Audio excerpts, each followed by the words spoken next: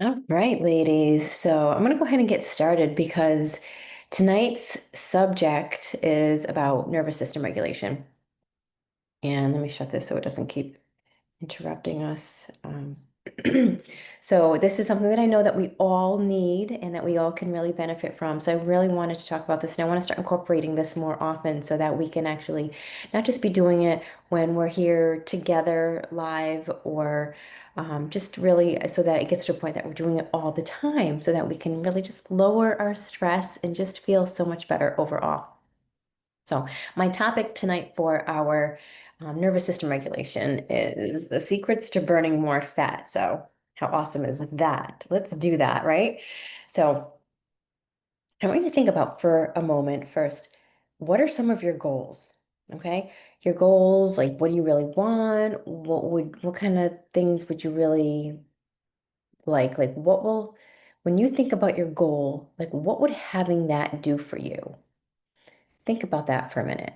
Like, not just like really thinking about that. Um, what do you feel is important about that? Like, once you reach that goal, like, picture yourself actually reaching that goal. What is important about that for you to actually reach that goal? Like, what does the scenario look like? Where, when, where would you be when you reach this goal? Who do you want to be with? Who do you want to be surrounded by? How will you even know when you have it? How do you know when you've met that goal? These are all things to contemplate, really, to think about, because this is real. This is real life, and this is how we want to always keep taking one little step towards feeling better, being better. So how will you know when you have it, when you've reached that goal? What would I see, like myself, what would I see looking at you from the outside here? Like, what will we notice that you're doing maybe something different? Maybe you're doing something differently than maybe what you're doing now.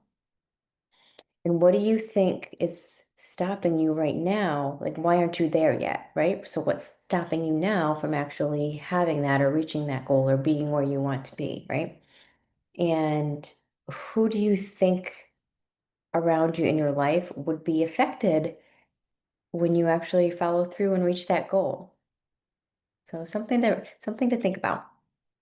But today we're going to talk about how to actually relax. Something I know that is actually can be really hard to do, but why is it so important that we relax? I don't know how to shut this off.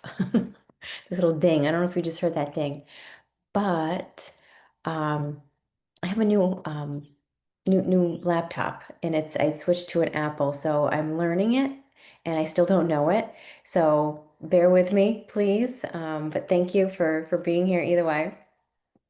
So, so yeah, we're going to talk about how to relax. And I know it's not easy to do. I know for myself, sometimes it's not easy. So, why is it so important to relax? Other than it feels good, right? It's something we want to do. But when you're relaxed, that's when you actually burn more fat. So, when we're in this stressed out state, we actually take on more fat. We actually accumulate more fat when we're so stressed out. So, when we are dealing with digestive stress, okay? That means like our bloating, our your food isn't quite digesting fully. Maybe because you don't have enough cobalt or phosphorus to break down that food. Maybe those levels are low. So that's about 25% of what you eat. And only 75, and not only, but 75% of who you're actually being when you eat. Okay. So are you like moving at warp speed when you're eating? Are you eating on the go? Are you standing up when you're eating? Are you trying to grab something as you're walking out the door? Are you multitasking during your meal? Are you on the phone? Are you watching TV? Right? Are you eating while you're watching this? Right? These are all ways that we feed the stress response. And when do we feel the most stressed? Mostly when we're moving too fast, right? So if you've been working towards trying to build up, that stronger metabolism, you've been trying to heal, heal your body, heal something, but you haven't quite been successful at it just yet, one of the reasons for that is because you're moving too fast. You're moving through life too fast. So when we're moving too fast, we end up eating fast, which completely destroys our metabolism. It creates all this digestive upset, and then we end up eating our food under this physiologic like stress response, and now it just kills all of our calorie burning power just out the window. Forget about it. So this is why we're gonna flip it, right? We're not gonna eat like that anymore. We are going to slow down because the slower you eat, the faster you actually metabolize, okay? So the more relaxed you are throughout your day, then that's when you're going to have more energy. Believe it or not. I know. It sounds backwards, but say like that mid-afternoon, 2 to 3 p.m. slump, right? That happens because we're just like sprinting throughout the day. We're like, go, go, go, right? Got to get all the things done. We're eating quickly. We're working, trying to get everything done, trying to get the kids here, get the kids there, trying to get home and get dinner made. We're just go, go, go, right? That's our stress response is on. It's the switch is flipped on. We want to flip it off, right? So we have to rest. We got to stop. We got to take a break. So if we don't, that's where, in that mid-afternoon, we start to get sleepy. Start to get the brain fog. You feel like, okay, I can't do anymore. I'm just really tired, but I have to keep going. So we push ourselves, right? That's when we end up binging. We end up turning to something that's going to give us that like quick energy, that quick pleasure, because we're not getting enough pleasure throughout the day because we're just busy stressing. So when it comes to actually eating, when you eat, I'm gonna share something with you. When you eat, like, or you could be eating the healthiest meal on the planet, but if you're eating it in a stressed out state, your digestion is drastically diminished. So the science behind this I want to share with you because this is a real thing. So what happens when we're eating in a stressed out state? Our salivary enzymes in our mouth that help break down the food, those are completely reduced. The breaking down of our protein, our fat, and our carbs in our stomach becomes impaired, and then the blood flow to our small intestines is going to decrease as much as 4 times, which actually translate to decreased assimilation, which means not absorbing, breaking down and absorbing our food, but most importantly, our vitamins, our minerals, and our nutrients, right? So when we're eating in a stressed out state, we're not absorbing all the nutrients that we need to.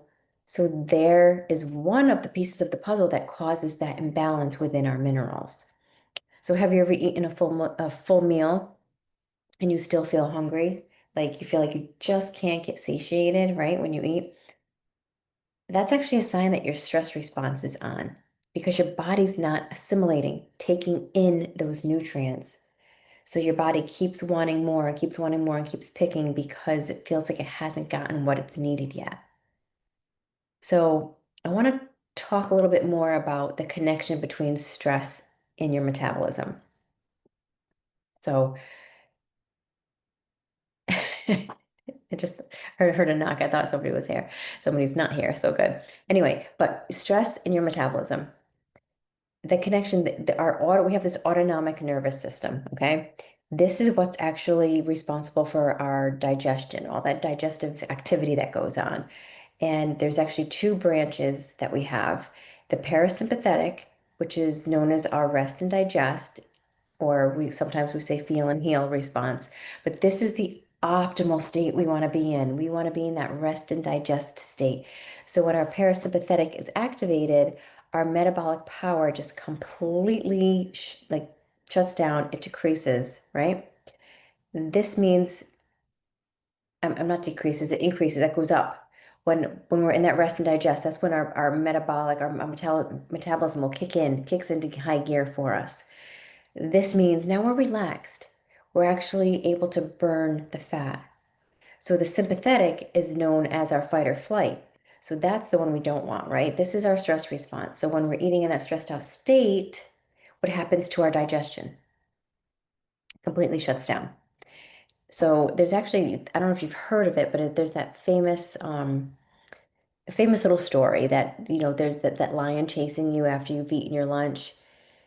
You're not going to be concerned about digesting that sandwich or your food that you just ate because the sympathetic nervous system would actually shut your digestion down. It's going to direct the blood flow away from your belly. It's going to go out to like your arms and your legs to all your limbs so that you can have that quick, fast moving energy to get away from that lion, right? So this is just how our body was like, it's how our body is built. It's this mechanism that's been put in place for, it's like a survival mechanism, right? And while a lot of us are not being chased by a lion at lunch, we are coming across stress throughout our day. So, on a psychological level, your body's not actually differentiating between which stress is which. It's not saying, okay, this was a lion chasing me, and now my boss is yelling at me. This is different. It's not different to your body. To your body, it's stress. Either way, it's stress, right? Whether you're stuck in traffic, that's stressful. It's annoying, right? Your body doesn't say like, okay, this is different. No, it's still stress. It's still stress for your body, and that's how it it takes it in, as it just takes it in as stress. So one might be a little more life-threatening, one is not, and it doesn't matter because on a physiological level, it's all the same to your body. So they both trigger the body to shut off your digestion and store fat. And then that's going to just decrease your metabolism. So when your sympathetic is actually activated, which is most of the time for all of us, even if it's at like a chronic low level, our parasympathetic is just shut off, right? So this is where they're not going to go on at the same time. So if one's on, the other has to be off. So we don't, and if we don't learn to actually relax, then we're not going to be able to kick into that fat burning, right? It's going to keep us at whatever weight we're currently at if we're hoping to lose some weight and hoping to shed that fat, right? So cortisol, right? Cortisol is very important because cortisol is a stress hormone which comes from our adrenal glands.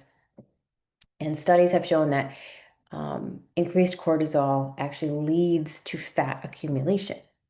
So people who tend to gain weight primarily, like around the belly area, like most of us ladies typically, most likely we're experiencing that low level stress, which is the excess cortisol production that is fattening up our belly. So let me know if that makes sense for you. And if you have any questions, of course, you can ask anytime. So um, typically, typically, yeah, that's going to be like we need to slow down, right? It's time to slow down because when cortisol goes up, it's increasing our belly fat. And when you see people walking around with like the skinny arms and skinny legs, but then they have this belly, you know that their cortisol is being released quite a bit, right? They got a lot of cortisol going on. It's like a cortisol belly, right? So I'm curious, what are three of your most common stressors that you deal with on a day-to-day basis? Think about that for a moment. What are your like three most common coming up for you as you're thinking about this? Like, okay, when I'm stressed throughout the day, when I'm eating, when I'm having lunch, or just as you're going throughout your day, what is most stressful for you? I want you to just think about that for a minute. Because if your body is even at a low level stress state most of the time, then you might lose a few pounds here and there. But ultimately, there's no amount of calorie counting or getting on that treadmill that's going to get you to where you want to go. So, an action step for you is to do something that's like super, should be super easy, but is actually difficult for a lot of us, and that's to relax. Okay. So once you actually become aware of what your stressors actually are, which is why I ask you, like, think about what they are. Once you become more aware of those, I want you to think about, okay, now what are your relaxers? Like, what are your three most common stressors? Now, what are your three most common relaxers? What relaxes you? What gets you in that relaxed state? What gets you like, ah, yeah, okay, now I feel good, right? And there's no wrong answer. Whatever works for you, whether it's like doing some nice dry brushing that feels good on your skin, just taking a nice long hot shower, just going for a walk, reading a book, just sitting in silence by yourself. Or maybe you like being around a lot of people, or maybe you like cooking. Maybe that relaxes you, whatever it might be for you. But think about what those might be, right? And if you want to share, please go ahead and share. You can pop them into the chat. But what do you think? What's the number one way to stop producing that cortisol so much? The answer should be pretty obvious. That would be to slow down, right? Just we have to slow down. Because if you eat breakfast in like 5 minutes, I want you to try to eat it in 10. Okay. It's that simple, that small of a step to move forward for you. Okay. If you normally take 10 minutes, try to bump it up to 15. Another way to slow down is to give yourself at least 20 minutes for lunch and dinner, right? Even like arrange your home or your work schedule so that it can help you to be able to commit to providing yourself that opportunity to have more time at each meal. You might even do a little mindset work around this. You could reframe your thinking for your meals. Like thinking about that, like your meal is a gift. Your meal is a gift for you. It's food from the earth. It's not only a gift to yourself, but it's to everyone around you, right? Everybody eating with you. So if you can get your family involved as well, right? Creating more time with more relaxation kind of meals, even putting on some relaxing music during your mealtime can help you to slow down as well. Studies have shown that it really helps to reduce the stress response. Okay. So the good news is though that if like is that it literally like what we're going to do what I want you to do is like with the deep breathing that we've talked about, and I know a lot of you may already be practicing this, but think about are you practicing it every day at every meal and not just like, okay, like I'm breathing with my meal, like really some deep rhythmic breathing, right? The box breathing I pretty much told all of you about. You can do it any version you want, whether you breathe in for 4 seconds, hold it for four, breathe out for four, hold it for four. You could do 5, 5, 7, 4, 4, 8, however it works for you. You don't really have to count as long as you're doing the deep rhythmic breathing. Okay. So this is where like you can do this anytime, anywhere. You don't have to just do it when you're eating, but if you want to really turn on that digestion and be able to absorb more of your minerals, your vitamins, and your nutrients, that's going to be like key. Number one, like that, like the 3 times a day is what I'm going to ask you to at least to commit to, right? If you can at least even if you struggle getting breakfast, lunch, and dinner committed to your deep breathing, start with breakfast. Start with the first meal of the day. Try to get breakfast down, right? And then if you get that good, then try to incorporate it with lunch and so on, right? Until you can get it till you're automatically doing it with every meal so you don't um it just becomes something that you're doing all the time without even thinking about it.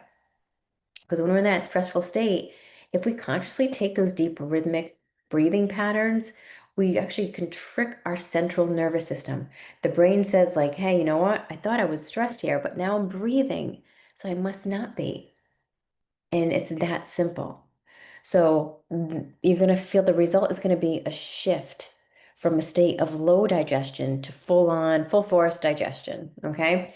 I've worked with so many people that have healed their heartburn, their IBS, their constipation, even their fatigue just from regularly using the simple technique. Because remember, when we're stressed out all the time, it's using up our energy. So if we just slow down, we're going to conserve some of our energy, and then we're not going to be so tired all the time either. So with any meal or snack, anytime food's about to go into your mouth, do some nice deep breathing.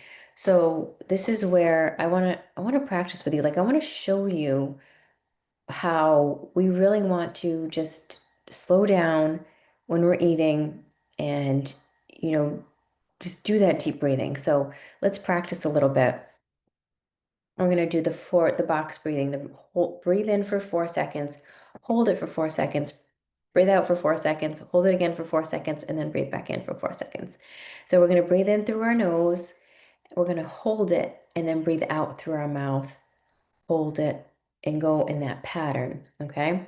So we'll start now.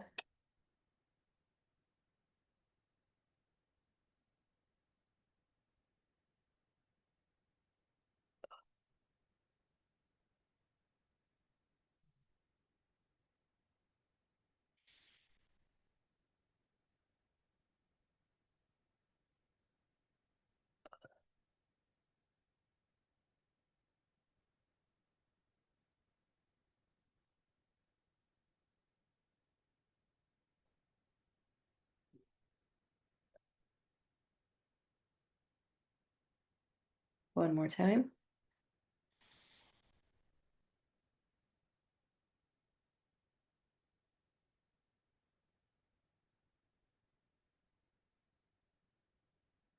I already feel better. Do you feel better? I feel relaxed.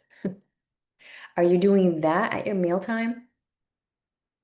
Are you really allowing your body to settle and relax? If you are, like, high five to you. If not, that's okay. This is your gentle reminder to say, hey, let's start practicing that deep breathing a little more. It's going to make a difference. It's going to help us to absorb those nutrients, turn on that digestion, get our metabolism going, burn some more fat.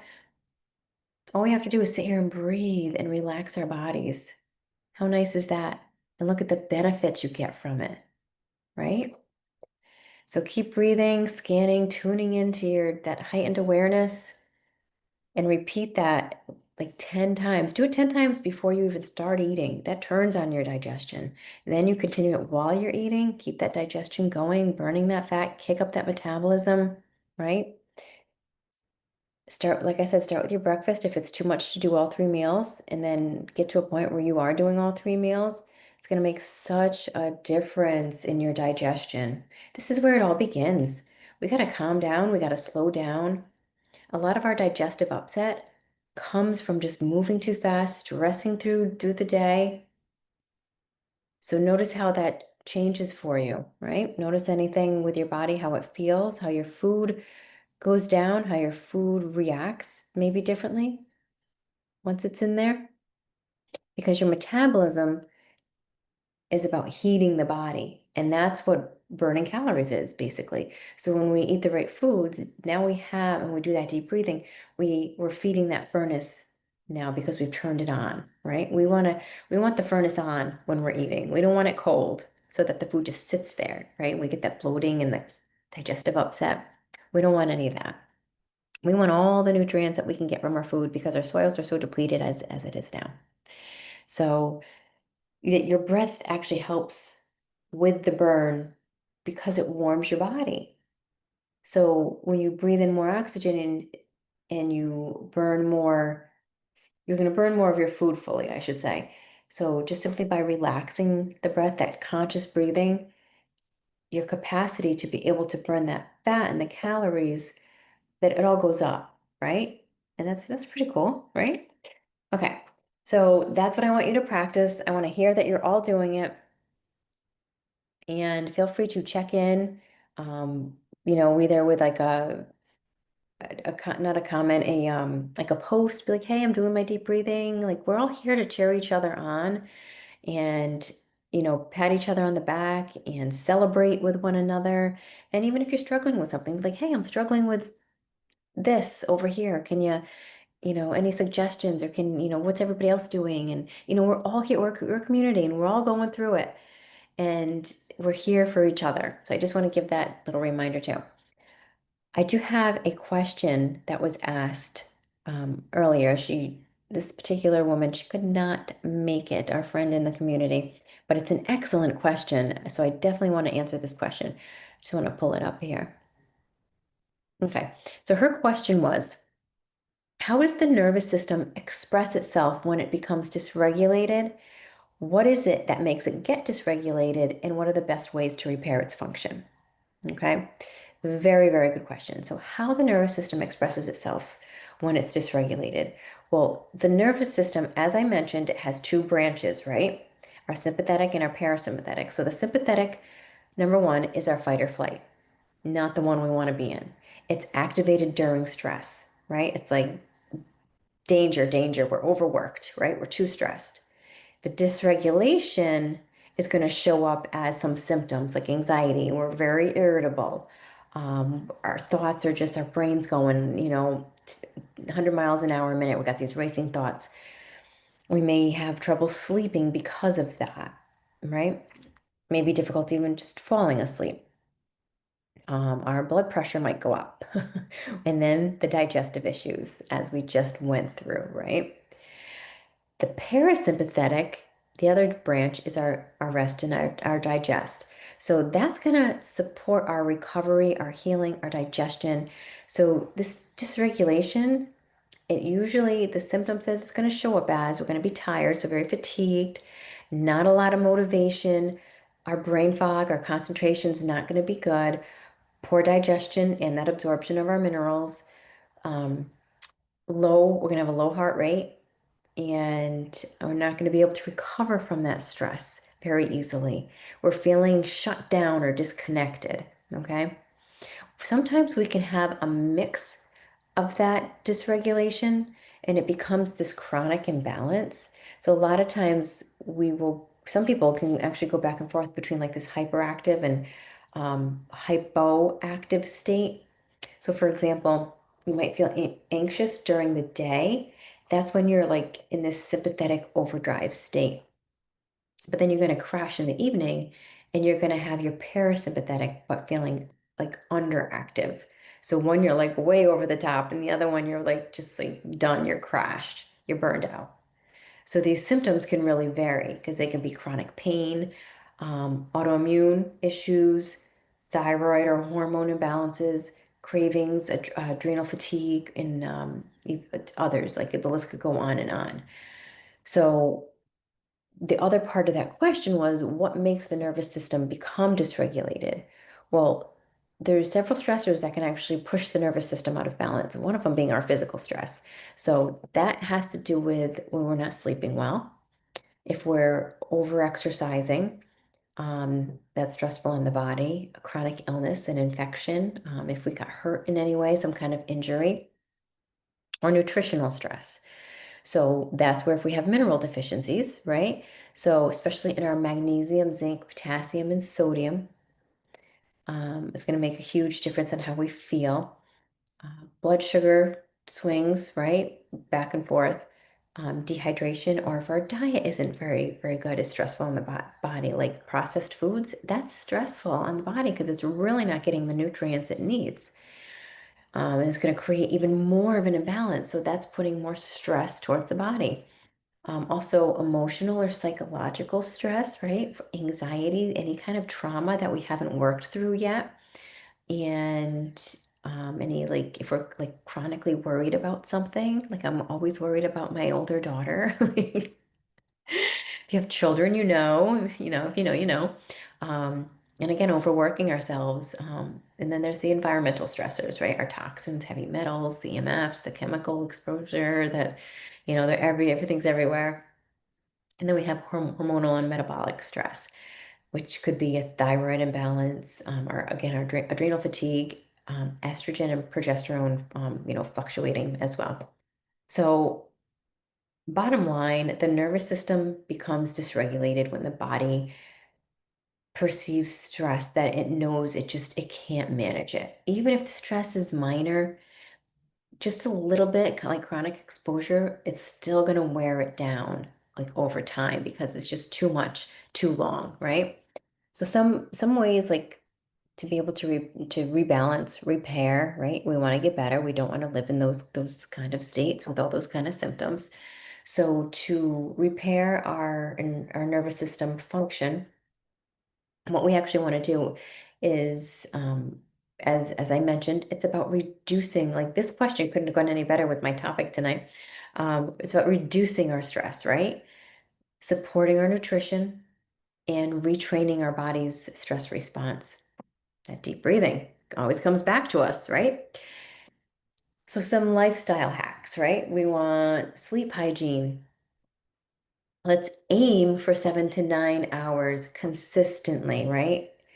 How do we get that? Well, we got to make our room nice and dark for one. One simple little thing we can do. Make our room really dark. We want it to think like cave setting, so dark. Um, we have a TV in our room and it shines like, even when it's off, it shines like a little light coming out of it, drives me nuts because it literally keeps me up, that little light. Um, I literally pull the covers up over my head so I can have that darkness. Um, I have a client from years ago. He was struggling to sleep well at night. He would wake up tired and I'd say, okay, tell me your routine. Anyway, part of his routine was he would fall asleep to the TV at night. And I was like, all right, first thing you gotta do is you gotta shut it off. Make sure you're shutting that TV off before bed, before you go to sleep. He started shutting the TV off and he did not keep it on all night, even while he was sleeping. It was like his body didn't fully get into that deep sleep because the light from the TV was on, even though he was sleeping, but not in like a full deep sleep. Well, he did. He shut the TV off and slept without it on. And he said he was sleeping like a bear. It was such a difference for him. And sometimes it's just that small little tweak. So that's something we can do for struggling with sleep. That could be something you could just maybe check in your room, make sure it's really, really dark, right? Room darkening shades, blinds, curtains, whatever. Movement as well. We want gentle movement. We don't want to like force and push ourselves to the point where it just doesn't feel good. We want restorative exercise, walking, yoga, stretching, things that feel really, really good, right? No overtraining. Some mind body practices, the deep breathing, our breath work, meditations, things like Tai Chi, progressive muscle relaxation, things like that. Okay. And of course, our nutritional support, we cannot forget that. Our minerals, that's where it comes from. So, magnesium, it calms our nerves. Potassium is our heart and our muscle function. Zinc and copper are our neurotransmitter transports. And we want to make sure we're balancing our blood sugar, of course. And we want to avoid those crashes, those spikes to prevent prevent the sympathetic overdrive. So making sure that you have protein with every meal and every snack. Um, Animal protein will hold you over better than a plant-based protein. And those amino acids are going to support the neurotransmitters, your GABA, your serotonin, and your dopamine. Okay. Some nervous system retraining, actually, that you can do. Um, some polyvagal exercises. That's the slow, deep breathing, right? Some humming, the that can help. Chanting. Um, so being socially engaged, but like not in a huge crowd. That can actually stimulate your vagus nerve as well. And some grounding, right? Walking barefoot outside in the grass, get your toes, your feet in the grass. Just connecting with nature. Go to the beach, put your feet in the sand, the sensory kind of focus there. Getting outside and first thing in the morning or, in the evening at sunset, get that sunlight for like 10 minutes, get your vitamin D, help set your circadian rhythm and removing our stressors, which, is, I think, is probably the hardest one of all to me, because some things we cannot control, but it's about how we respond to those stressors that we can't control, that are just going to be there anyway. Like my daughter is always going to stress me out. She's always she's always got something going on. She's 21 and I'm always worried about her and I'm always thinking about her and it's just it's how do you respond? How do you react in the moment, right? Um, so some things we can do like we can do an environmental detox because our toxins are everywhere too. That's like another example. We can't get away from things, right? So reducing our heavy metal exposure, things like looking at the kind of pans that you're cooking with, um, the water you're drinking, the EMFs, things like that, using the microwave a little less maybe. Just some emotional work, some therapy, journaling, energy healing for trauma. This is where I want to incorporate some more nervous system regulation, like the EFT, the emotional freedom technique. I would love to practice that with you ladies on a regular basis because that one is amazing. Um, and what else was I going to say? Of course, minerals, duh, mineral balancing through an HTMA test. Just identifying those deficiencies that are contributing to the dysregulation and focusing on what we're your protocol so that you can bring those back to more balance. So the key takeaway here is that we can't force our nervous system to calm down. We can't will it to calm down, right? We have to actually put a little bit of work in. But the work I feel like that we put in, it's relaxing. It's just finding that time, I think, to be able to relax. So our repair, being able to repair that, the true repair comes from supporting our minerals, our nutrition, our rest, our the gentle training, just allowing our body to gradually shift from a chronic survival state to something that's more adaptable, right? That we can live with, we can manage, and we can do on a day-to-day basis. Okay, ladies, I'm going to stop recording. And as always, if you have any questions, we have our private chat. Please reach out and don't be afraid to start a post in here if you want more feedback from the other ladies as well. And I hope you all have a great night.